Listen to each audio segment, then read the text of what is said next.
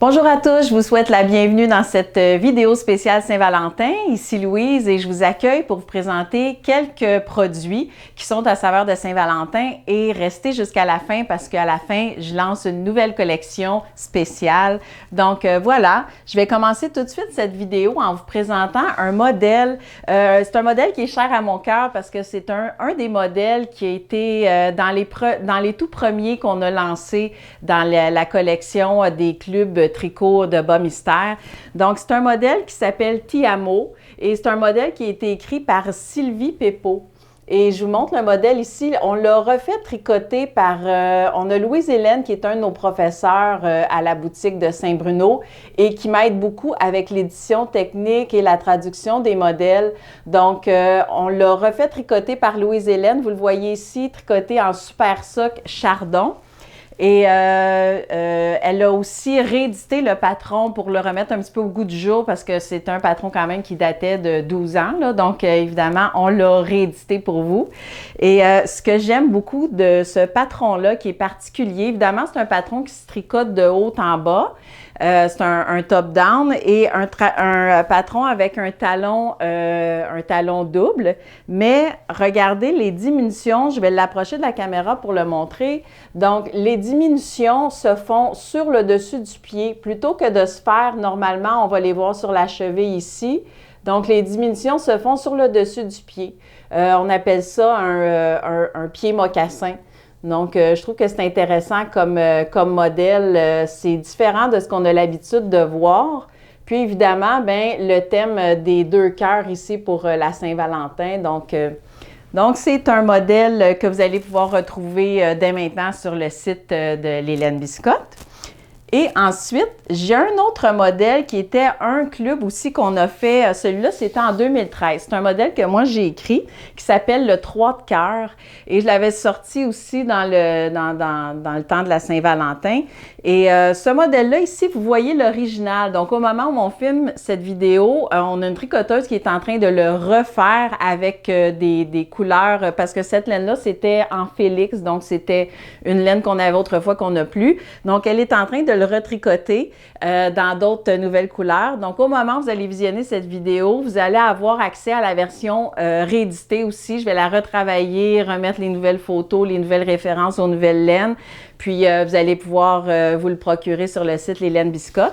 Donc, celui-là, je vous explique rapidement. C'est un modèle qu'on tricote de la pointe du pied jusqu'en haut. Donc, celui-là, c'est un toes-up. Puis, la façon qu'il est réalisé, c'est que, bon, évidemment, vous tricotez en rond jusqu'au cœur et le cœur est fait en intarsia. Donc, c'est pour cette raison que vous avez 3 ouvertures dans le dos du bas ici. Les 3 ouvertures sont, en fait, quand on va tricoter en intarsia ici, on va tricoter en rang aller-retour, puis on va cesser de tricoter en rond momentanément, ce qui va créer les 3 trous. Et là, j'ai fait exprès d'en laisser 2 ouverts pour vous montrer que si vous voulez, vous pouvez attacher les 3 trous avec un petit ruban. Ça donne un style un peu comme lacé, un peu...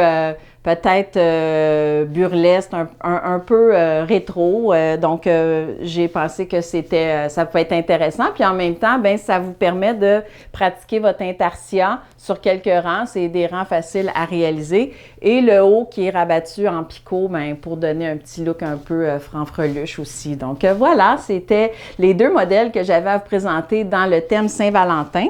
Maintenant, c'est pas tout parce qu'on a réuni quelques produits qui sont dans le thème de la Saint-Valentin, soit avec des cœurs ou avec des couleurs. D'abord, les couleurs ici, on a un petit assortiment qui a été préparé à Saint-Bruno par Sandra et qu'on trouve vraiment super beau. Je pense que c'est le mari de Sandra qui a confectionné ces petits présentoirs-là, puis elle a placé les écheveaux de laine à l'intérieur. Donc, c'est vraiment mignon dans le thème de la Saint-Valentin.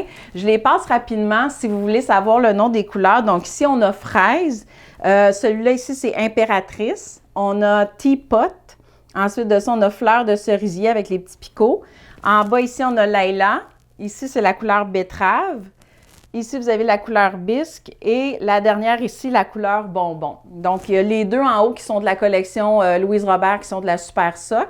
Et les autres, c'est dans la collection biscotte, qui sont de la laine bissoc que vous voyez ici. Maintenant, je sais que je l'ai déjà présenté, mais c'est pas grave, c'est la Saint-Valentin, on aime les cœurs. Donc voilà, on a notre couverture Noro qui se fait aussi avec des cœurs en intarsia. Donc, on a la version couverture. On a aussi dans Noro un kit similaire, mais pour tricoter une écharpe. Donc, évidemment, je le tourne pour que vous puissiez bien voir les couleurs parce que c'est vraiment, écoutez, les couleurs de Noro, vous le savez, je suis tout le temps pâmée sur les couleurs de Noro, mais c'est des très belles couleurs. La compagnie Noro est vraiment exceptionnelle dans la réalisation de ces assortiments de couleurs. Donc, on a celui-là ici qui s'appelle le Art Blanket.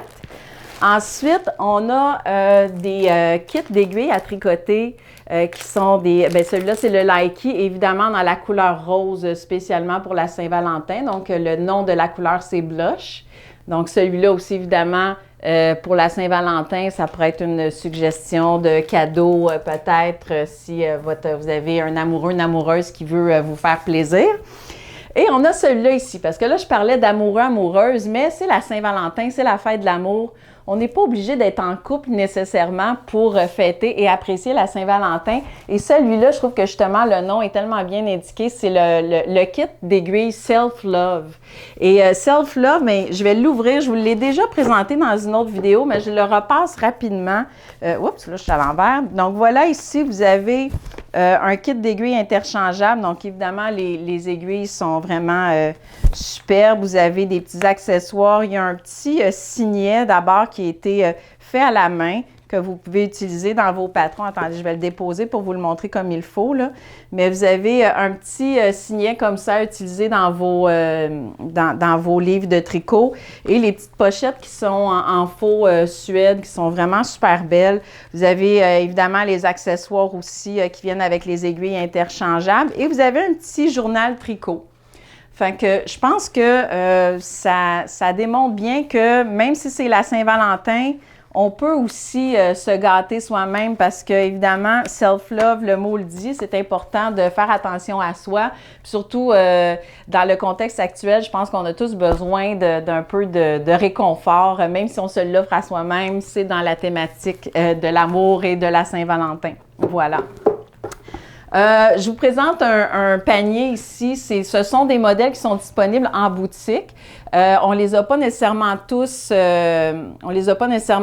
en ligne, là, malheureusement, parce que ce sont des produits qui sont quand même assez exclusifs. C'est notre Monsieur Panier qui vient les distribuer dans nos boutiques.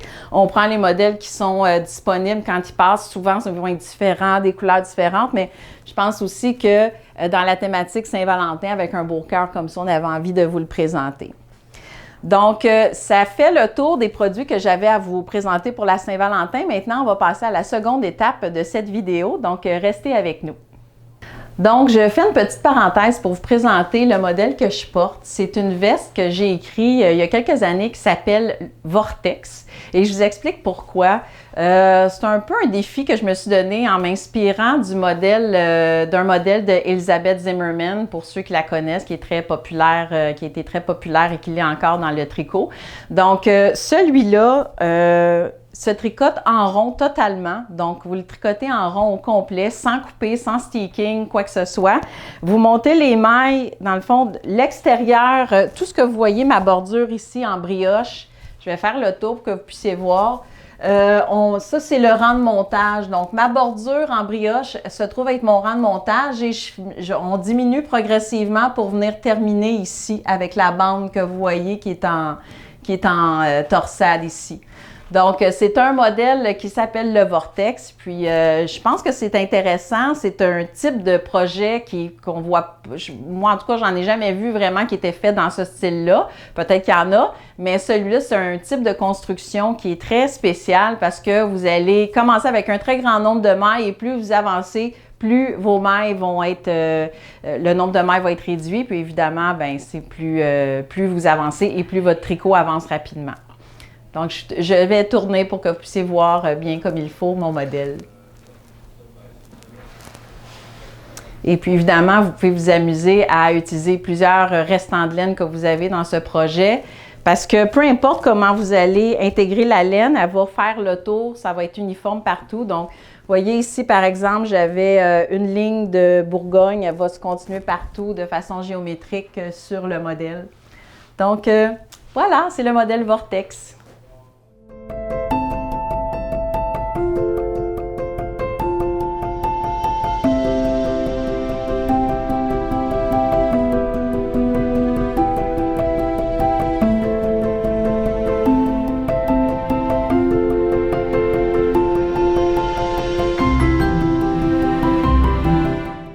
Donc, maintenant, je vous parle d'une laine toute spéciale qu'on vient de recevoir de Noro qui s'appelle la laine Unui. Ça s'écrit Anui, mais ça se prononce Unui. Et Unui, c'est une race de moutons. Donc, je vous explique un peu le concept. Donc, Noro a fait une collaboration avec une ferme, un élevage familial. C'est un élevage familial qui est passionné depuis plusieurs générations évidemment, de la fibre de mouton. Et ils sont en Nouvelle-Zélande. Et la collection que Noro nous présente avec cette laine-là, c'est une fabrication qui utilise vraiment des méthodes artisanales. Donc, la ferme d'élevage veut minimiser le plus possible la transformation de la fibre et utiliser le plus possible de transformation manuelle. Ils utilisent aussi des méthodes de fabrication des vieilles machines de style ancestral pour minimiser vraiment la transformation et maintenir les caractéristiques naturelles de la laine. Donc, les laines que vous voyez dans cette collection-là, il y a en tout 5 couleurs et ce sont toutes des couleurs naturelles du mouton. Donc, ce que vous voyez ici, il n'y a pas de teinture, c'est la couleur naturelle des moutons de cet élevage de la Nouvelle-Zélande. Et la laine, elle est très douce, je veux dire, à porter sur la peau, aucun problème. C'est une laine super belle, super douce. Ce sont des balles c'est 200 grammes, 400 mètres. Et ce sont des laines qui se tricotent avec du 4,5 mm environ. Et pour vous présenter cette laine-là ici, on a un modèle qui est un modèle qui nous a été envoyé par Noro. Donc, un super beau modèle. Le modèle s'appelle, c'est le modèle Brioni, qui est un modèle de Deborah Newton, qui se fait dans les tailles small à 3X. Et c'est un modèle yoke, évidemment. Donc, maintenant que je vous ai déjà présenté un peu les styles de pull, vous connaissez un peu plus le modèle que je vous présente aujourd'hui. Donc, il se tricote évidemment en jacquard ici. C'est un modèle qui se tricote de bas en haut, celui-là. Donc, on tricote le corps, on tricote les manches, puis après ça, on va venir joindre les 3 pièces ensemble et on va terminer avec la section en jacquard en haut. La laine que je vous présente, la Unui, si vous avez profité de notre spécial qu'on a fait il y a quelques mois. Avant les fêtes, on avait un spécial où vous aviez un numéro du magazine Noro gratuitement. C'était le numéro 19. Bon, mais dans ce magazine-là, vous avez l'histoire un peu de la ferme d'élevage dont je vous parle. Donc, c'est le fun. Vous avez des belles photos aussi de cette laine-là, la Unui. Et la page suivante, ça se trouve être, le modèle... non, c'est pas la page suivante, excusez-moi, c'est l'autre après. Vous avez le modèle, la photo du modèle que je vous présente dans une couleur similaire, mais par contre, le jacquard a été fait avec une couleur plus claire. Donc, c'est vraiment un beau modèle qui a un style vraiment très rustique, très chalet, surtout avec les températures qu'on connaît dernièrement, bien, c'est un must, je pense. Et selon moi, ça pourrait être un modèle qui pourrait être unisexe. Peut-être, si vous voulez le rendre un petit peu plus masculin, peut-être faire les côtes un peu plus courtes. Mais sinon, honnêtement, je pense que c'est un très beau modèle pour homme aussi, donc aucun souci de ce côté-là. Et maintenant, la dernière section de ma vidéo où est-ce que je vous lance une petite collection spéciale, que ça fait des mois, même, ça fait depuis l'été dernier que je travaille là-dessus. On se lance tout de suite après.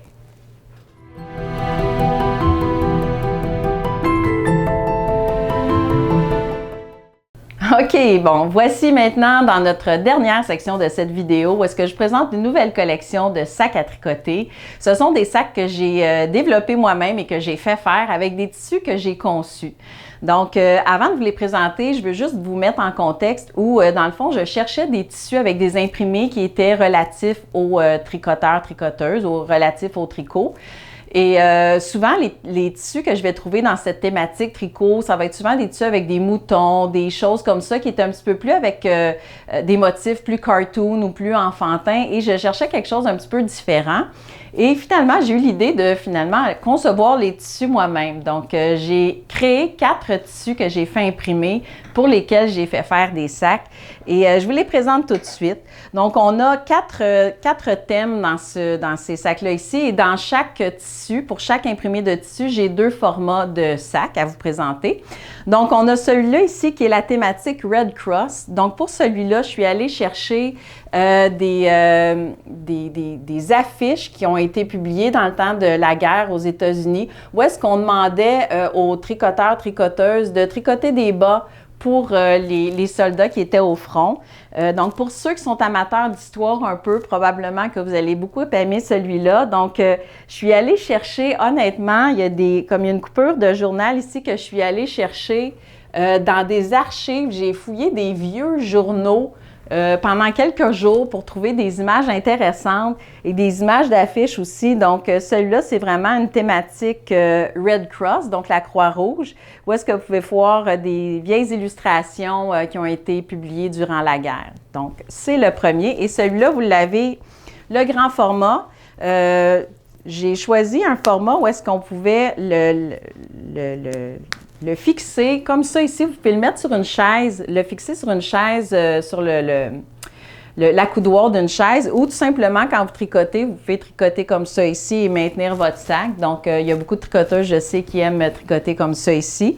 Et vous avez une petite fermeture à glissière en haut ici pour le refermer. Et je vous montre rapidement aussi l'intérieur. Donc, ça, c'est un format où est-ce que vous pouvez vraiment facilement tricoter un chandail et le traîner dans ce sac. Vous avez quelques pochettes, mais il contient quand même beaucoup de laine et d'accessoires également. Donc, le modèle Red Cross, le grand, et le petit ici, qui est notre format que nous, on appelle affectueusement ici le tricoluchon. Donc, c'est un modèle pour tricoter des plus petits projets, comme par exemple des chaussettes, tuques, accessoires. Et celui-là ici, vous pouvez, si vous voulez, l'accrocher sur votre poignet et sur un accoudoir de chaise aussi, puisque vous avez les petits boutons pression, les petites snaps en bon français. Donc, voilà. Ensuite de ça, j'ai ce modèle-là ici. Ça, c'est des écheveaux de laine, des photos d'écheveaux de laine que j'ai pris et que j'ai retravaillé, numérisé et agencé avec quelques motifs pour faire un look un petit peu plus vintage, un peu plus peut-être champêtre, si on veut. Donc, et vous avez le même, évidemment, avec le petit format ici. Donc, celui-là, c'est la thématique écheveau. Vous avez celui-là ici où est-ce que j'ai pris une photo d'un motif à torsade que j'ai découpé, numérisé et agencé avec des fleurs en aquarelle.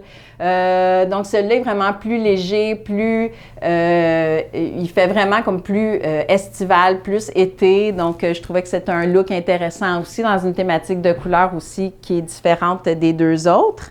Et vous avez évidemment les 2 formats ici. Remarquez aussi le tissu que j'ai trouvé pour faire la doublure. C'est un motif, je trouve, qui ressemble à des mailles. Donc, je trouvais ça intéressant aussi de le présenter comme ça.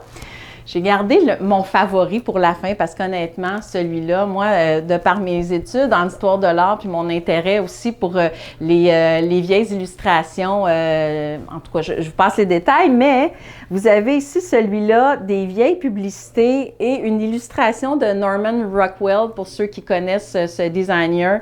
Donc, celui-là est vraiment spécial parce que j'ai dû contacter la compagnie qui possède les droits de Norman Rockwell pour faire cette publicité-là, cette impression-là, pardon, de tissu et les autres imprimés de...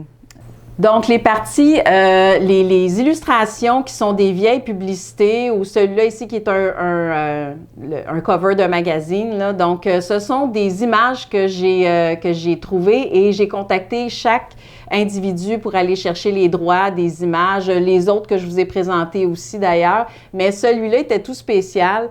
Donc, celui-là, bien vraiment le style rétro avec, on a une vieille publicité de cire d'or que là, on va le voir ici là, parce qu'évidemment, évidemment, les images parfois sont un peu découpées. Une publicité de tire d'or, vous avez le Saturday Evening Post.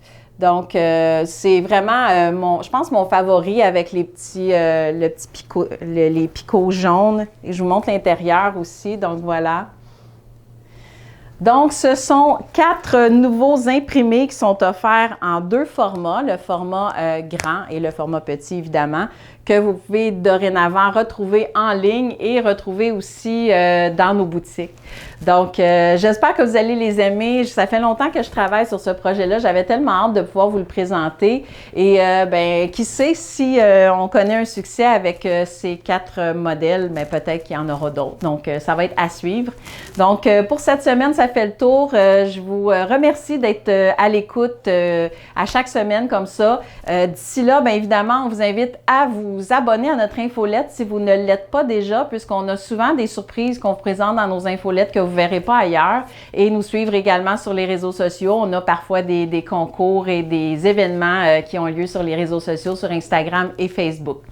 Donc, bonne semaine tout le monde, puis on se retrouve la semaine prochaine pour une autre vidéo.